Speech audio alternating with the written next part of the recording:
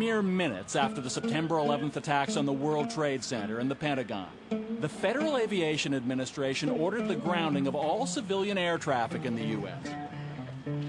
Travelers were stranded across the country and around the world. 48 hours later, September 13th, an update. Private flights were still prohibited. To take off required government approval at the highest level. That morning, Prince Bandar of Saudi Arabia visited the White House. And later that day, something unusual began to happen.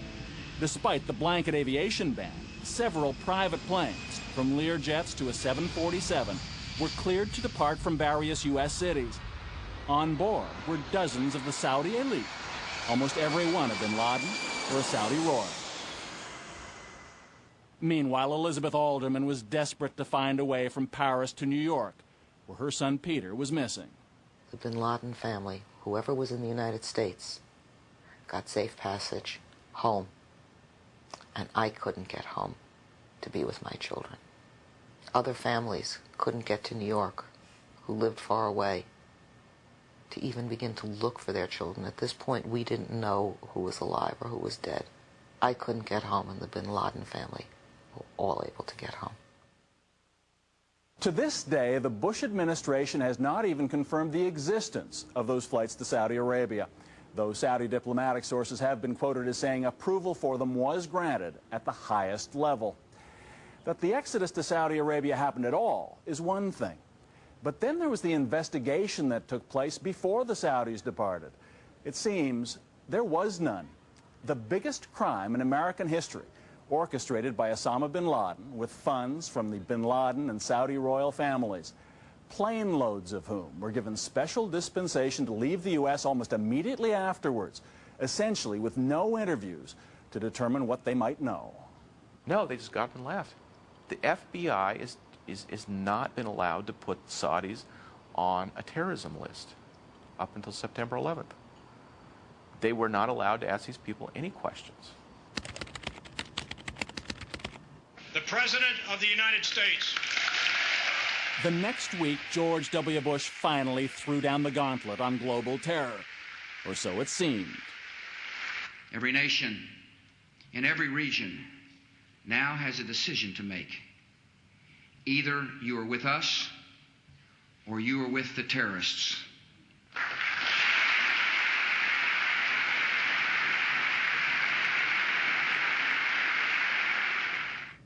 By then, the Bush administration knew that despite years of Saudi reassurance, 15 of the 19 hijackers had been Saudi nationals.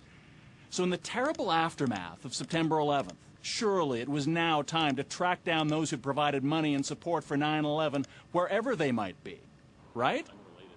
Wrong again, according to former CIA insider Robert Baer. When George W. Bush says, terrorists, those who harbor them, those who give support to them, are our enemies. That's obviously not true, because everybody that financed September 11th is currently in Saudi Arabia and free. I mean, it was sort of like if bin Laden had said, well, you know, it's just a coincidence my guys happened to run into your towers. Are we just going to leave him alone? In the past 2 years, the U.S. has relentlessly prosecuted its war on terror. First invading Afghanistan, which unquestionably harbored and supported al-Qaeda. Then occupying Iraq, which had virtually nothing to do with Osama bin Laden. But despite all their with us or against us rhetoric, the U.S. has given Saudi Arabia, which spawned the mastermind, the manpower, and the money for 9/11, a free pass. The CIA, for example, ignored intelligence about the hijackers gathered by a number of foreign countries before and after September 11th. The Fifth Estate has obtained documents, like these phone records from German intelligence, showing calls made by key members of the 9/11 plot to Saudi Arabia that the Americans chose not to pursue.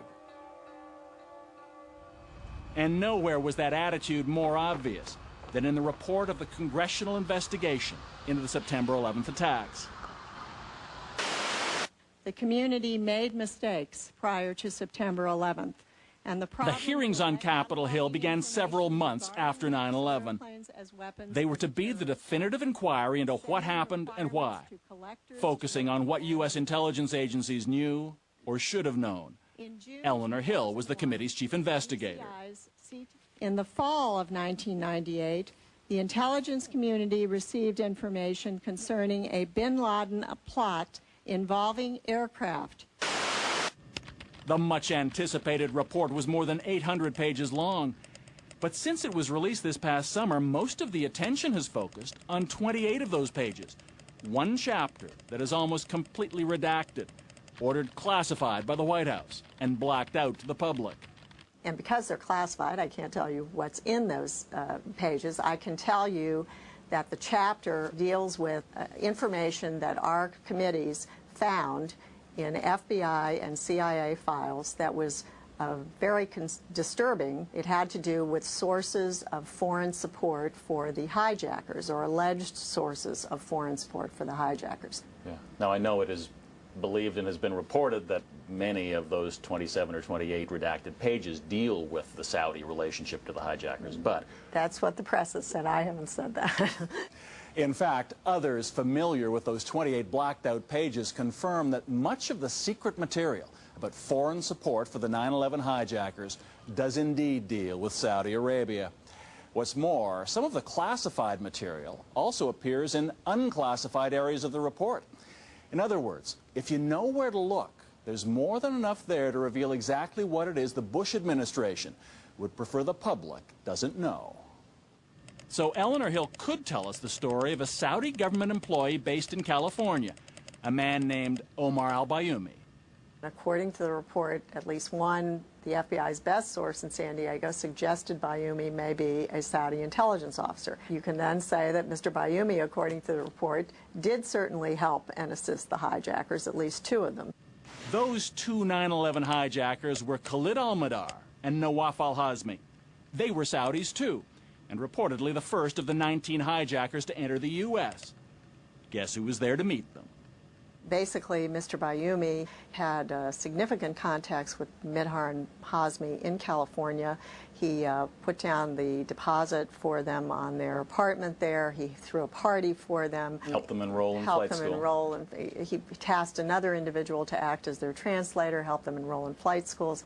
Not only does the Congressional report detail the Saudi support for those two hijackers, it also reveals how much American intelligence already knew about them by the time they got to San Diego.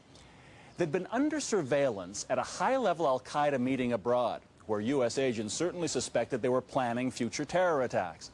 The CIA knew their names, birth dates, passport numbers. They knew one of them had a U.S. entry visa, which likely meant they'd planned to travel there.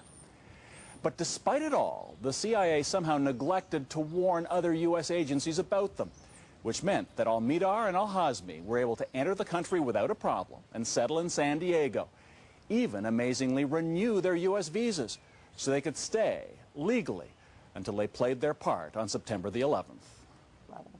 Congressional investigator Eleanor Hill says it was perhaps the single most crucial intelligence failure before 9/11.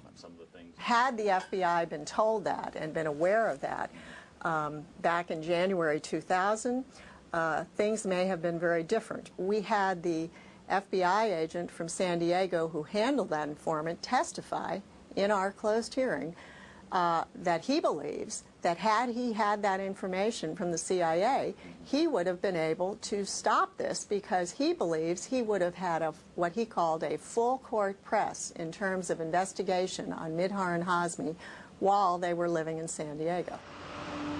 But in fact, it wasn't until August 2001 that the two Saudis in San Diego were finally put on the U.S. watch list. By then, it was tragically too late. 3 weeks afterwards, they crashed American Airlines Flight 77 into the Pentagon. He was terrific.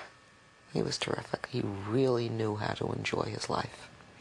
And he made the people around him enjoy their lives more. Elizabeth Alderman lost her son at the World Trade Center. Now she's among 4,000 Americans and Canadians who filed a $1 trillion lawsuit against defendants that include Saudi charities, members of the royal family, and bin Ladens. The suit claims that by funding Osama bin Laden, they were just as responsible for the 9/11 tragedy as the hijackers. If this will cost the Saudis enough money, I think maybe they will think twice before they will sponsor terrorism again. I think that if we hadn't brought this lawsuit with the large number of people that are involved in the lawsuit, that it would have taken a very long time for the name of Saudi Arabia to even be mentioned by our government. Elizabeth Alderman's life has changed in many ways. For one, she says, she's never been as suspicious of her government as she is now. I'm not a conspiracy theorist, but I certainly can understand why people would believe it, because it doesn't make sense. An awful lot of the way I look at life is things have to make sense. I may not be knowledgeable in a particular area, but I know when things don't make sense. So has all of this made any difference whatsoever in Washington? This past summer, U.S. senators held a hearing on the financial support of terrorism. They asked government officials to provide the names of the Saudi charities and individuals who've been investigated for funding al-Qaeda. I know the chairman tried very hard and others have tried very hard to get this information, so let me try again. Okay. Are the names of those entities classified? The names classified that you have recommended for listing? It's a yes or no question. The names themselves are not classified. Then I think you ought to present them to us today. I don't have them with me. Senators were promised they'd get the names the next day. But overnight, the Bush administration classified them. That list, with the names of the Saudis suspected of financing Osama bin Laden, would not be made public, after all. An individual that was affiliated with... Call it a conspiracy, or call it the way of the world, but the long relationship between the Bushes, the bin Ladens, and the Saudi royal family has shaped the times in which we live, before and after September 11th. For better, for worse, and for whom? You be the judge.